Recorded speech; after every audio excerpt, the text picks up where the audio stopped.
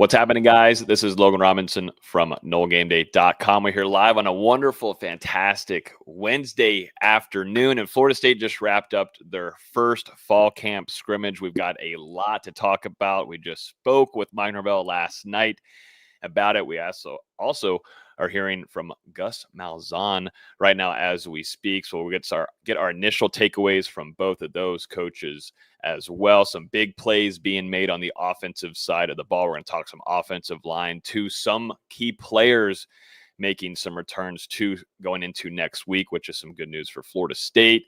And overall, we've got a lot of different playmakers that we'll discuss throughout this episode. Also, too, we got a big-time basketball commit as well, so we'll finish off the show there. But with me this afternoon is Austin Veazey, our lead basketball writer, and all the way to the other side is Dustin Lewis, our editor-in-chief.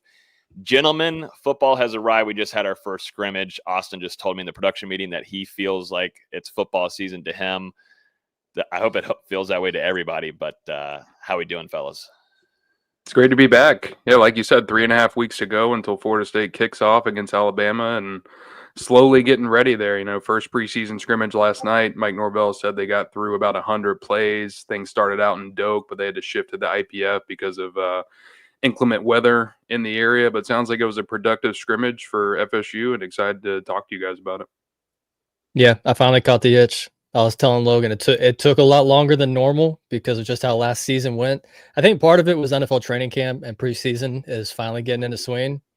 Oh, yeah. But, yeah, it's just started watching old Florida State games the last few days. 97 FSU Clemson, 93 FSU Clemson. Was watching the 14 FSU Miami game today. The itch is here. We're 3 weeks out. The itch just finally caught on. Yeah, I know, Veazey, you're not on hand with some of these practices. D-Lou just got into the rotation. I've been for a good bit. We actually have the Tennessee Titans coming down here for the Buccaneers training camp. So, like, it's been full go here. The Bucs, I'll be at Raymond James Stadium on Saturday, so get to see some actual football action happening. So I'm super stoked. Feels good to watch some Hard Knocks last night. I love me some HBO Hard Knocks, man. Get the intro going, just already feeling good. So football season has finally arrived, and Florida State Seminoles had their first scrimmage last night in Doak Campbell Stadium. So they hadn't played in there briefly since when, though? Yeah, they played in there briefly because they did have a lightning thing, so they had to move to the IPF, which I'm sure was very irritating for them, but they usually make that pretty quickly seamless. We've actually seen them do this, going from actually the practice field going over to Doak Campbell Stadium. Mike Norvell is like, hey, we're going to Duke Campbell Stadium. And so all the players start running and hauling ass over there, which is pretty fun. Those guys like being in there. But this was the first time they'd been in there since the Florida game? Yeah, since the last game of the season. Yeah. So, but they were there just only for a little bit, just going off of some things that Mike Norvell was talking about.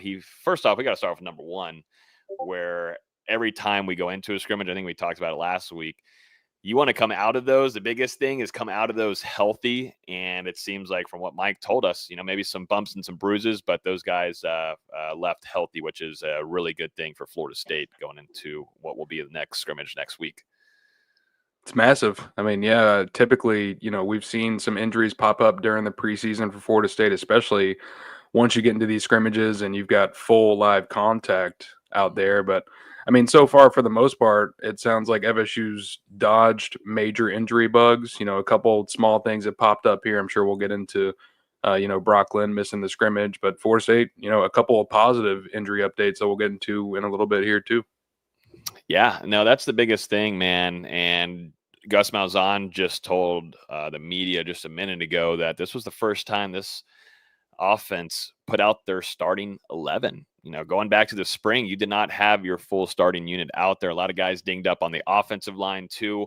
You had Duce Robinson, who started well, but then also two got dinged up in camp. Squirrel White was still getting back fully healthy, ready to go. But now Florida State got its first good look at the first team. And looking at, and hearing from Mike Norvell, it seems like there was some plays being made across the board. I mean, let's start off with that video that Florida State posted last night, right after the scrimmage. Thomas Castellanos throwing a deep shot to Duce Robinson, which we're all expecting to see a ton of. What were y'all's thoughts on that play there? I know we got all Gator Twitter. We got Miami Twitter. Everybody's talking shit. We're officially in football season. But what were y'all's thoughts on that play? Because being able to make those deep ball connections is something that isn't, I would say, Thomas Castellanos' biggest strength. Definitely maybe a little underthrown there, but still the play was made. Duce Robinson made the play on the ball and set them up good for the offense. Yeah, I mean, a little bit of an underthrown pass from Tommy, but you can't discredit the play that Duce Robinson made there. And then also the competitiveness from Jeremiah Wilson. I mean, battling to try and stop that catch. But, I mean, the size that Robinson brings at 6'6", and I mean, north of 220 pounds, and still the athleticism, the way he's able to control and contort his body to make that type of catch. And not only that, but to hold on to the ball, because you can see in the back half of the replay, Wilson gets a hand on the ball and is able to recover there. And I mean, make it a very contested battle that Robinson ultimately wins. And I mean, that's what you want to see out of the guy that you're hoping will be your top playmaker on this Florida State team in 2025. I mean, Duce Robinson, we're all expecting him to bring plenty of big plays to Tallahassee. And, you know, obviously that connection between him and Tommy has only seemed to continue to flourish since they both got here to Florida State. It seems like those two have a pretty good relationship with one another and have put in a lot of work, and I mean, it's paying off so far. I mean, you can argue that Tommy didn't really have any deep passes at Boston College because they just didn't really have the threats for it. Boston College isn't exactly known for great receivers outside of Zay Flowers, really. So you can just argue, hey, he didn't have those opportunities to make those plays. And with Duce Robinson and Squirrel White, he's got those opportunities. And he said as much at ACC kickoff, where he's like, hey, I've never had a guy like Duce Robinson where I can just throw it up and he can go get it. And we saw that in that play where, yeah, it's not a perfect throw, but Duce is big enough, long enough to go out and get it.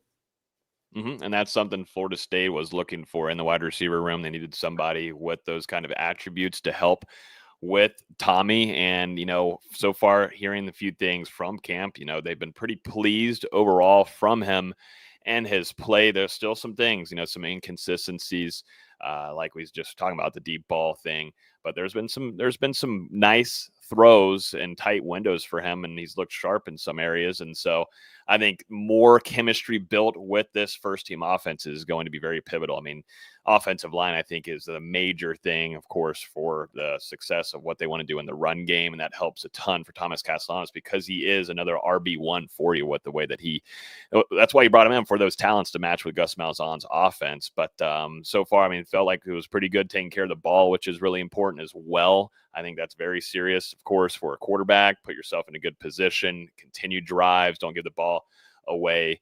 And that's something Florida State struggled immensely last year with. Now, Mike Norvell did tell us, though, Brock Glenn did not participate in this scrimmage. He's dealing with a little short-term injury here, expected not to be severe. He also mentioned a few other guys, too, that weren't participating, but expected to hopefully be back full go next week. And that was actually a big one with Jaden Jenkins, the Tennessee defensive end that the Florida State Seminoles brought in originally just to be on the other side of James Williams, the Nebraska transfer defensive end. They feel very highly on this guy from the Volunteers, and also too Jacob Rizzi, an offensive lineman that they're expecting that they feel highly on too as well, expected to make a return next week. What were y'all's thoughts on that one? Because I feel a lot more reassured about this defensive end room and its depth and everything production-wise with Jaden Jenkins jumping in there, because he was going to be one of your starters, I think, going into the season, no matter what, when they grabbed him. It's massive. And yeah, like you said, I mean, Jaden Jenkins, potentially a projected starter there at that defensive end spot. We'll see how everything works out with him now returning to the field. And this is a little bit unexpected for Florida State. You know, obviously suffered that injury, a lower body injury during the offseason, was unable to participate in spring practice. And it sounded like Florida State was unsure originally if he would be healthy enough to return for fall camp and maybe even the first couple games of the season. But I mean, from what we've heard from coaches, from players, Jenkins really attacked that rehab process, and he's progressed quicker than anyone really expected. And Darrell Jackson Jr., James Williams have both given him his props for his work off the field to get back to an opportunity where he now has a chance to get on the field for Florida State. And actually, you know, I saw the quote come through while we started the show, but Tony White was talking about Jaden Jenkins during his press conference today and said he was telling the coaching staff last night that he was ready to get out there for the scrimmage, and Mike Norvell shut that down. But Jenkins is going to make that return fully to practice next week, and, you know, he'll have a chance here to make an impact and solidify his spot in the 2 deep ahead of that game against Alabama. And not only Jenkins, but getting Rizzi healthy would be big as well. Because as we talked about last week, there's not a lot of depth you feel good about on that offensive line. And if anyone on that interior goes down, he can plug in really at any of those 3 interior offensive line spots. So you need him healthy out there.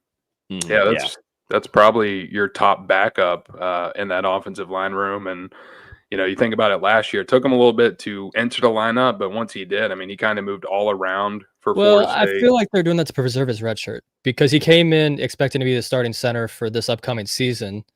But Florida State's offensive line was just so bad and so beat up last year that they just waited so that they could preserve that red shirt, make sure he could still play 2 years if they needed him to. He didn't even get the red shirt. He appeared in 10 games, started in 5 of them at 3 different positions. Like Austin said, both guard spots at center, has experience playing right tackle from his time at Harvard. So, yeah, getting this guy back, another one who, was limited back during the spring, to have him there. And Logan, you mentioned it earlier, but the starting 5 being back and this being their first scrimmage action for Florida State. I mean, this is a huge time to continue developing that chemistry, that continuity on offense, because as we all know, Florida State, I mean, they missed out on critical reps during the spring, not only with the offensive line injuries, but with the guys missing at wide receivers, with some guys in the running back room being banged up or not at 100%. So these next couple of weeks have as much as your starting 11 and, that entire 2 deep as you can on the field. It's going to be critical for Florida State. It's massive. It's massive. This offensive line needs to have that chemistry because we're expecting with Herb Hand, we're going to stick with those 5, and which I love. That's going to be like Alex. If Alex Atkins was on this staff, we'd have a full rotation going into the second series of Alabama. But Herb Hand is going to want to stick with these guys as long as they're healthy. Of course, that's the most important thing. But I think for this, like Micah Pettis getting out there, finding his groove. I thought, too, going back and listening to his interview that he had early this week, really impressive guy. Gave some really good answers, gave in depth about some things, and just also, too, is starting to feel like this offensive line is building some chemistry. We're hearing some things. I was listening to Mike Norvell, too, last night in the presser, and he was talking about that offensive line, and he's not going to the point of saying, this team, the chemistry is looking good, they're moving smoothly, all that kind of stuff. It's more of just kind of laying back a little bit, not trying to give away, not that he's giving away stuff, but I don't think he's trying to going into this, at least going to the Alabama game, I want to be smart, but to actually say, hey, this offensive line looks great, we're doing well. I think he's learned after the last couple of years of when you say stuff like that, and then it doesn't actually turn out to be that way. When the season comes, it might come back and bite you in the ass. And I just think some of the answers that Mike, and also too, I don't know, Dustin, you were in there with me with the presser. Sometimes with Mike and after scrimmages, it kind of just seems demeanor's down or something. It's not doesn't mean that maybe the scrimmage didn't go well, but usually sometimes it's that way. But Mike felt a little juiced up a little bit after the scrimmage and was smiling and feeling pretty good. And I don't know. I just sensed small things like that a little bit, and it stood out to me because Mike's usually a little bit more laid back. But it's just some interesting that it caught my eye. I don't know if it did to you either, Dustin. No, it's that same Mike that VZ saw at ACC kickoff that we've been seeing throughout the first couple of practices of the preseason. I mean, there's definitely, a little bit more energy. I think he's a little bit more juiced up. And like you said, I do believe at the same time, he's being cautious with how he hypes up this team to the public and to the media. But I think you can kind of tell, like in the back of his mind, there's definitely some excitement there. And, he sees the potential of what this team could become. But at the same time, I mean, these next couple of weeks are so important for Florida State, especially on the offensive side of the ball, just figuring out guys at certain positions, getting that chemistry and timing down on offense, especially, we're going to see a lot of up-tempo this season. It's going to be faster. I mean, even faster than what you've seen from years past in Florida State. So, I mean, there's a lot of work to do. But I do think there's cautious excitement for this Florida State coaching staff because they really do believe in the potential of these guys that they have on the roster. Mm-hmm. I think you saw that energy from Mike. Someone asked him about special plays during the scrimmage, and he mentioned Mai Danzy almost immediately. He started laughing and giddy to himself at the play that Danzy made, which I know we'll talk about here soon, or we can talk about it now. Talk about now, yeah. But he said Danzy just took a quick pass and turned upfield and got 20, 25 yards. He didn't know the exact yardage, but that's a guy that if you could find a way to get him the football and get him in space, he's the fastest guy on the team. There's no question about it. So it'd be exciting to see if they can get him involved. Yeah, and the way Mike kind of talked about it, he made it seem like it was a play where Danzy worked laterally across the field, broke a couple of tackles, and then, like Austin said, was able to accelerate, end up with a 25-yard gain. And that was something that Mike Norvell was excited to see. And obviously, Mai Danzy still making that transition over to wide receiver, and there's a lot of competition in that room. He's still only going into his second season at the college level. So, I mean, we're going to have to see, but that's a guy who's certainly battling for a role in that Florida State wide receiver room. And he's got the speed, the athleticism that Florida State would love to figure out a way to utilize. And I guess on that note with Danzy, he was named to Bruce Feldman's annual athletic freak list this year, where apparently people in the strength and conditioning room are like, yeah, he can top 24 miles an hour easy. So good luck if he gets the ball. What he power cleaned? I think it was also in that article or something where he power cleaned 335 or I mean, that's a lot of weight for his size, because he doesn't come off as a crazy strong guy, and he's over here running fast as hell in track. But that's someone, if you could have a breakout guy there, he would be super stoked for. But what a special kind of athlete too. Going over anything else on the offensive side of the ball, I know the running back room, there's a ton of guys that are in there just fighting for what you're going to see in that, who's going to be RB1. Well, that's one of my biggest things. I'm wondering about, like, how Gus Malzahn's going to want that use this running back room, because whenever he's with RJ Harvey from UCF, he's a guy that just exploded for Gus Malzahn and was a great back for him. But now you have an assortment of different guys as a Swiss Army knife. You got a guy for your third down package. You got your first down back. You got a guy that you can use as a gadget guy like Jalen Lucas. Gavin Sawchuk has came in and absolutely changed everything, I feel like, in this room overall. And then you got Usman Kromah, who is a player that Mike Norvell brought up in the press conference last night. He actually said that in pass pro, actually what Usman Kromah had to protect whoever the quarterback was at the time. And not only did he protect the quarterback, but he was ready for it. And he went right at whoever the defender was and played what Mike say, put his face just straight into the defender and just got after Called it. it violent. Yeah, he was very violent. I think he wanted to say some other words that maybe were more explicit, but I think he wanted to say he got after that shit. And this is a guy that has shown up with some really good size as well, and he's a physical guy. I mean, I'm starting to get feelings a little bit of James Wilder Jr., one of our favorite guys that we've had on the show. But that physicality, something that you just like to have in a running back nonetheless. But whenever you'll get on the field earlier too, and you can go out there and protect, that's the biggest thing that you see across all college football and the NFL. If a back can go in there and protect the quarterback and play good in pass protection, you're gonna see the field earlier. But I think Mike Norvell, I mean, he said it. He was one of the Usman Kromah is one of the recruits that he's visited the most in his college coaching career.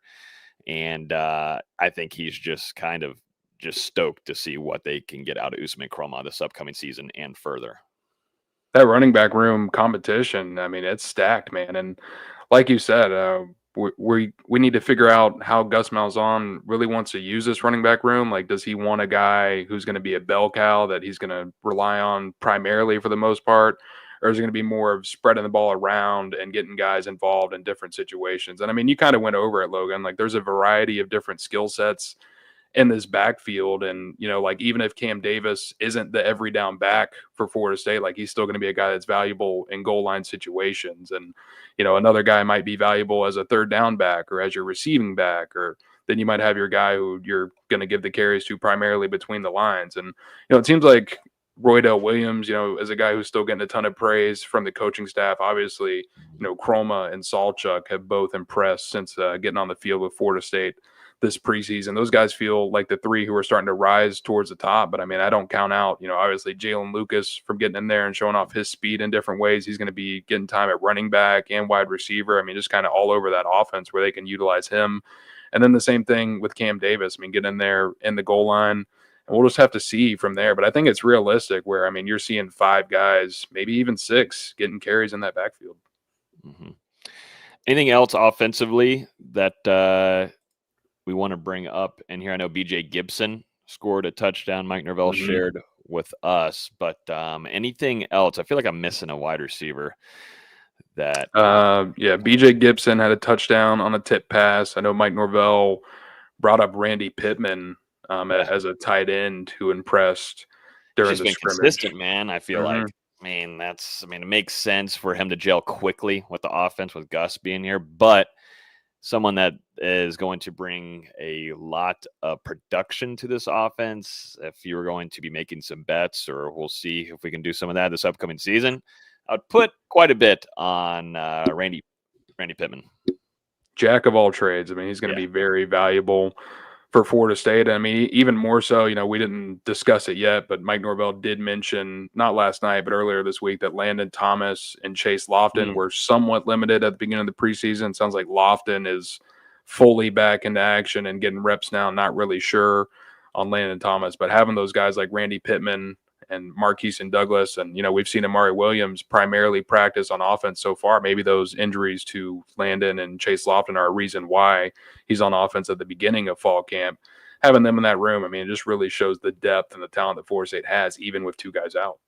Mm-hmm. Let's jump over to the defensive side of the ball, and we'll go to the trenches first. Mike Norvell brought up some guys there off the edge, and James Williams seems to be someone that is shining early in this camp so far. He was brought up along with Jaden Jones, someone that also too was brought up a good bit during the spring as well, and he's back in a groove too. We'll start off there, and then we'll go over to Earl Little Jr. and Edwin Joseph, two guys in defensive backfield. But Mike Norvell was highlighting these two players in the trenches, which is really important there for Florida State. I mean, like I was just saying, we'll see how good of a full go Jason Jenkins will be to acclimate a good bit. It'll take a couple weeks, I would expect. Definitely now with the pads on. But Jaden Jones stepping up, it would be huge, I think, and massive for Florida State on this defensive side of the ball. Yeah, I mean, I think we all know what James Williams is expected to bring to the field for Florida State in 2025. But, I mean, the news about Jaden Jones is a very surprising development for Florida State. I don't know if a lot of people remember, but, originally a JUCO guy, joined Florida State for that 2023 season, but missed most of it because he was recovering from a knee injury he had suffered in junior college. And then actually last spring in 2024, we had started to hear good things about him. And, we were at practices at the time, and Jaden Jones was among the guys that were standing out in that defensive line. And we were like, man, I mean, maybe this guy's going to have a role at Florida State in 2024. And then unfortunately, he suffered another lower body injury there towards the conclusion of the spring. And that really set him back for most of last season. But I mean, once again, healthy, he's starting to show out, and we'll see if he is able to play his way into the rotation for Florida State. I think at the very least, it'd be a very cool story to see a guy come back from these injuries and his final season go out there and produce for the Seminoles. Sounds like they've been impressed with what he's done, not only in passing downs but also as a run stopper. And actually, Tony White, just a couple minutes ago, talking about Jaden Jones, said arguably one of the best players on the football field in the scrimmage for Florida State on Tuesday evening. So like that, rising up at the right time for FSU. And just as you guys mentioned, you need someone else in that room to step up. Even if you like James Williams and Jason Jenkins, you need someone there. And I feel like this is the first time we said Jaden Jones' name in like months. Yeah, but they need someone. Yeah, no, they absolutely do. And with Jenkins being out, it's allowed for Jones to take this next step. A redshirt senior, 6'5", 257 pounds. But I mean, that would be very huge. That's an article right there at NoleGameday.com. Who is coming out and becoming kind of a breakout guy for you in fall camp. But for that to be the case at that position of need, that's very important. Yes, you have some younger guys, but there's going to take some time to develop. I know in college football where everything has to be immediate nowadays, but there are some young guys that I think all of us on here feel very highly on, but you got to let those guys develop. There's a reason, there's time. There's a reason why you have 4 years in college development. But this guy's a redshirt senior. He's been around. He's now under Tony White's defense, and it seems like Tony White really likes what he's seeing out of Jones. There was also, too, some mention of some of the defensive backs that were all over the field, Earl Little Jr. and Edwin Joseph. I don't think there's any shock about Edwin Joseph. He just brings physicality and plays 110%. But Earl Little Jr., too, it's just going to kind of continue to be that way. He was invited up there to the ACC kickoff. We heard really good things during the spring. And now that's continuing going throughout fall camp so far. And it seems like he has the chance here to make a big time bounce back in Tony White's defense. Yeah, he's been doing everything right for Florida State this offseason. I mean, obviously, we've seen him develop more as a leader for the Seminoles in the locker room, but it does seem like he's found that confidence again. And I think that's a big part of playing football. I mean, you've got to be confident in your abilities, what you're assigned to do out there on every single play. And it just seems like Earl Little Jr. has settled in now at Florida State, and especially into this new defense that Tony White has brought to Tallahassee. It seems like it really fits his strengths as a player out on the field. So I mean, he's going to be much better for Florida State than he was a season ago. And then obviously Edwin Joseph, I mean, that's the guy that we keep talking about as the potential breakout star in that defensive backfield. And he's another guy, I mean, doing everything right out there on the field and in line right now to be a starter when Florida State walks out there against Alabama. Mike Norvell also talked about, and this is one of our favorites, or beginning to become one of our favorites, true freshman Shamar Arnu. And, Florida State's still some inexperience in that cornerback room. Arnu fighting for reps there and going to give him a shot, not at a starting job to begin the season, but definitely a role in that two deep. And then we'll see if he can continue to grow throughout 2025. But a guy with a lot of talent, and he's been very impressive since tour of duty into spring practice. And now that has continued into the preseason. Gentlemen, I'm excited for this linebacker room.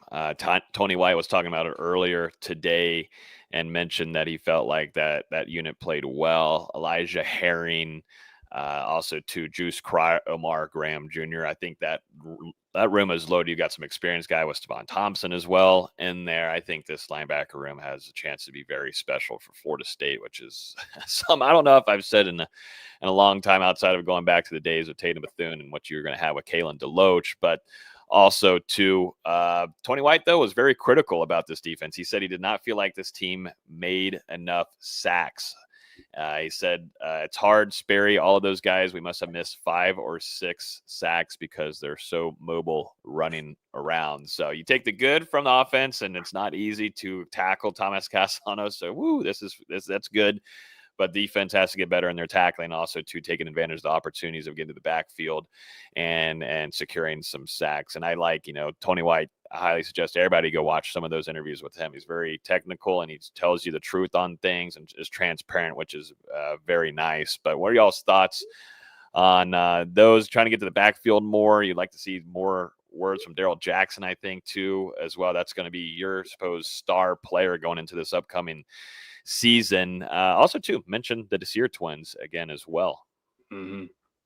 Well, I think Tony White, he obviously holds that defense to a high standard because, he's obviously talking about the 5 or 6 sacks that Florida State might have missed, but Mike Norvell was talking about the amount of sacks that defense did rack up during the preseason scrimmage. You sound pretty impressed. So a little bit of a push and pull there, and obviously Tony White looking for perfection out of his unit. One thing that he did say, Mike Norvell noted on as well, there were just too many penalties out of the defense on Tuesday evening.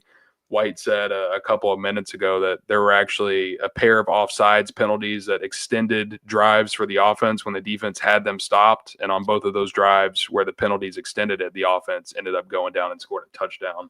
So, I mean, that's obviously something Florida State's going to want to clean up.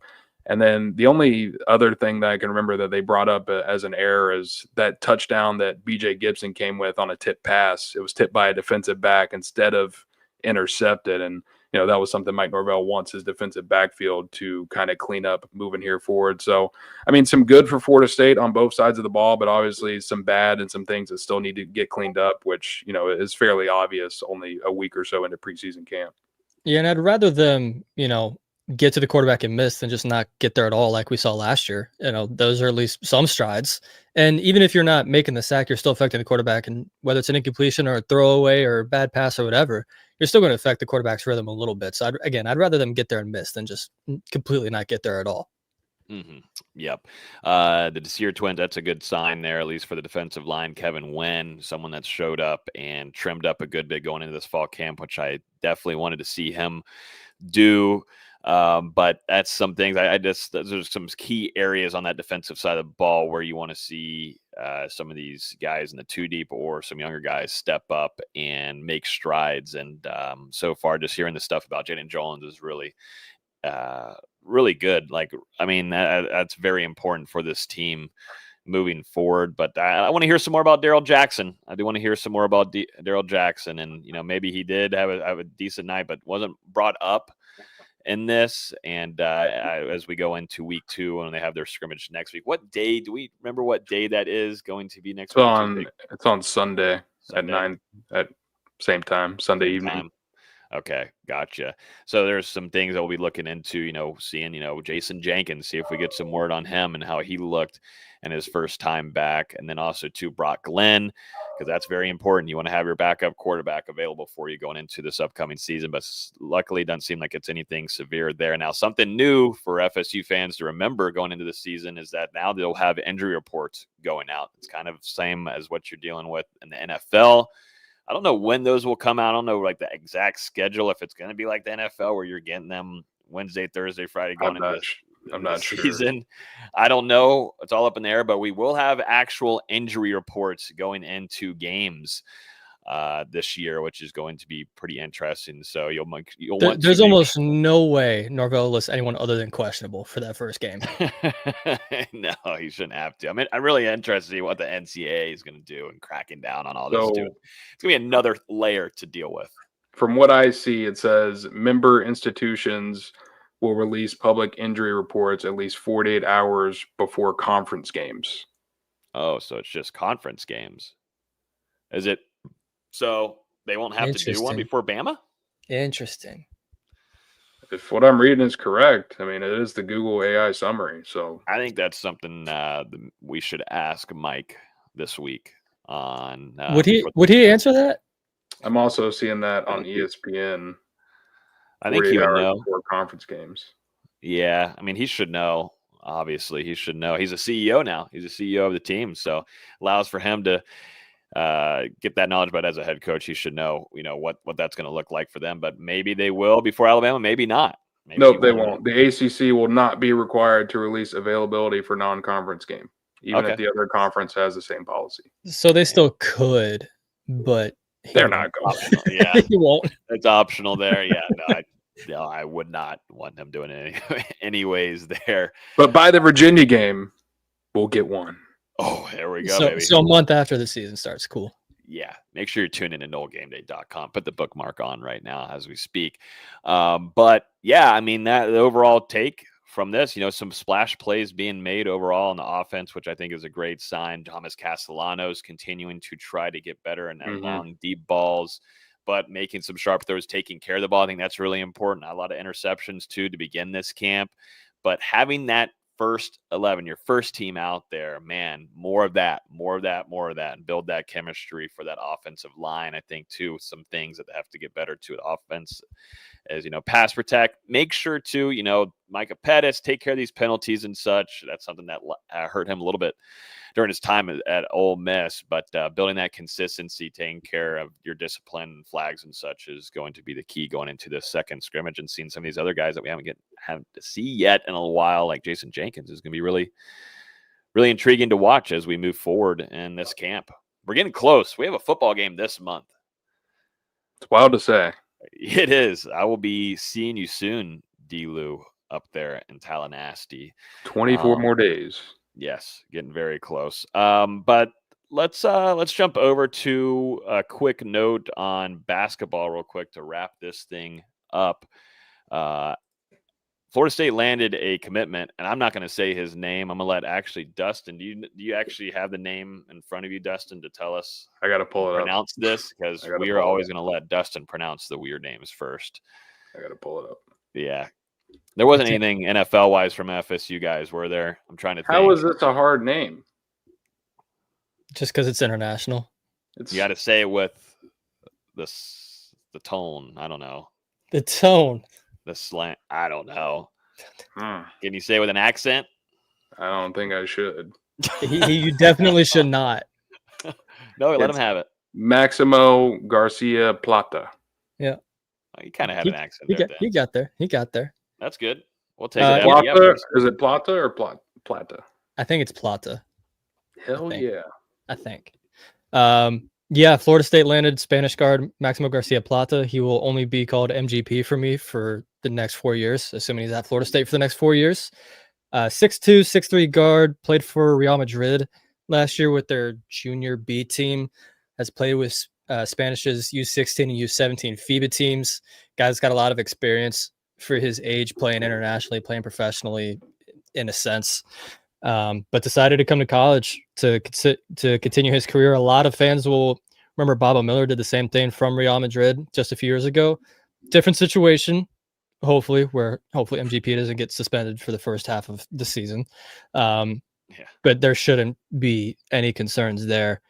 Really crafty scoring guard. You wouldn't necessarily think of it if you look at his shooting splits. He's been, a 32% 3-point shooter pretty much at every stop he's been at, even dating back to the FIBA days. But he's got a really smooth shooting stroke and is very adept at creating off the dribble, both on the perimeter and in the paint. Not really a playmaker. He hasn't really averaged more than 2 assists really at all the last 3 years. He's just going to be more of a smaller scoring guard. But Florida State kind of needed one more guard in that room. You have Robert McRae, who comes over from Jacksonville. He's going to be your starter. There's a lot of great buzz about Cam Miles, a true freshman from Florida. And, outside of that, you got like Martin Somerville, another small scoring guard. And that's kind of it for your guards. Unless you want to count Kobe McGee as a guard, he'll probably start at the 2. But they kind of needed one more guy in that room. And this was a nice add to get. I think MGP is going to be a pretty solid player for Florida State. I don't know if he'll play right away for Florida State. It may take him some time to adapt to college basketball because it is just a different game.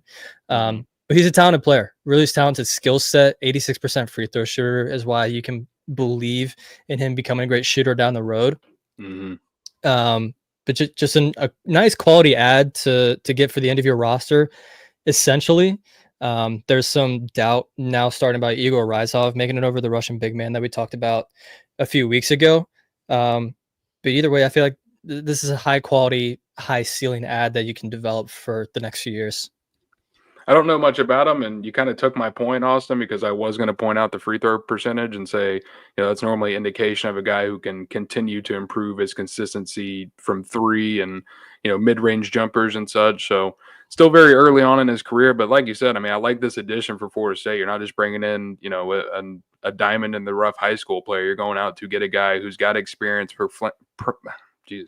playing in a professional basketball system over there in Europe, and we'll just have to see if he is able to develop into something for Florida State. But Luke Laux, obviously a lot of international guys in the NBA. He's doing everything he can to get talent on his roster here at Florida State. I'm excited for basketball season, and it's August. It seems people are weird. Of course, the new coaching staff is always going to do that, but the fact it's Luke Laux, and then just diving into some of the recruiting that he's been doing. It's exciting. It's awesome to see. You got 30-something questions. I was about to say I was just in a mood to talk Florida State basketball yesterday. I don't know why, and I just put out, hey, if you got any questions, let me know. And then I go to the gym and I come back and I've got 20-something questions. I'm like, cool. This never happens. Awesome. This is awesome. This is fire. Yes, and the season doesn't even start until early November. So we still have 3 months before we have to really dive into basketball, but people are excited about it. And for once, I can be excited about it too. Yeah, no, that's a great sign. And I was going to do real quick before we wrap up out of here. Austin and I were talking, maybe Dustin will join for some of these away games as well, but thinking about doing some watch parties for games, some live ones, just hanging out with you guys, just giving our literal instant reactions to plays being made and such. And we'd put the stat broadcast on here and we'd watch it with you guys. So interested to see if that's something you guys would be interested in. Let us know in the comments or here in the live chat if you tune in with us. But something that I think across the platform, a lot of people are doing, and I think it'd be great to do here on the NoleGameday YouTube channel for some of the games that at least I'm not in attendance for. Austin's not in attendance for. Dustin, it doesn't matter. He's going to be at the games, at least the home games. So he'll hold it down for us on site, but I think it would be something cool that we can do. And still we'll do our instant reaction shows for you and, of course, our previews, but something just to add on as we try to give as much content to you guys going into this upcoming season. Just make sure you mark those not safe for work. Not safe for work. I'm not going to say anything bad unless it's anything like last year. It might not be a good idea to do it. Yeah, so if they go 2-10 again, it may be a different experience. I can unplug this and then say a few things. I'll turn to the side and say a few things so you can't even lip read me. But yeah, hopefully it won't be that case, but not for the Alabama game. We're fully on site there, so won't be able to do it then, but most likely in week 2 for Florida State. All right, that's going to do it for this week's show. Appreciate everybody watching. We'll see you guys probably earlier next week here on the show. If you enjoyed the video, the live show, hit the like button down below. Make sure you subscribe so you get notified every time we release a new episode, and we will see you next week on Hear the Spear. Peace.